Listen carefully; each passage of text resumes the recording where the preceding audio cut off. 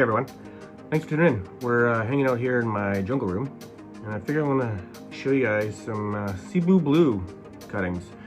So one day, a while ago, I got a big cutting of a Cebu Blue Pothos. It had probably, say, 7 or 8 leaves on it, and I just stuck it in water, thinking, hey, it's like any regular pothos. I've rooted many of them in water. Just plop it in a jar of water, walk away, and you come back a few weeks later, you got some roots. This guy sat in a jar of water for, I don't know, at least a month, and I kept coming back to it, and the leaves kept getting more droopy, they're turning yellow, they were just looking super sad. I could tell that the plant wasn't actually taking up any water from the jar. So I decided to take another approach. So I took that cutting. At this point, it probably maybe had 2 leaves that are still salvageable. So I cut up the whole strand, keeping the 2 leaves together. And then I chopped them all up into one piece nodes. And then I got a big bowl of sphagnum moss. And I dipped a couple in rooting hormone, like the node area, dipped it in some hormone. Some of them I just stuck in the moss upright.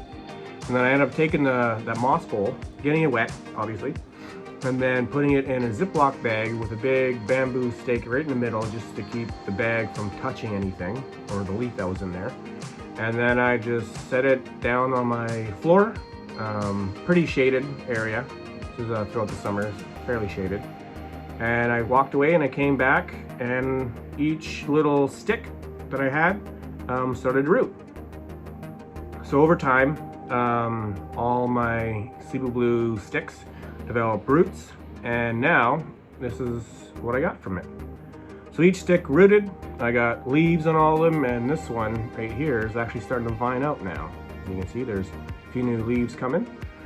So yeah, eventually, right now it's, I add a little bit of soil to it, just so I can start getting the roots to be developed to soil, for taking up water and soil and whatnot, and add a little bit extra nutrients to it. So eventually I'm going to transplant this to my soil mix in a 4-inch pot. I'm pretty much treated like any other pothos. Not a lot of water requirements.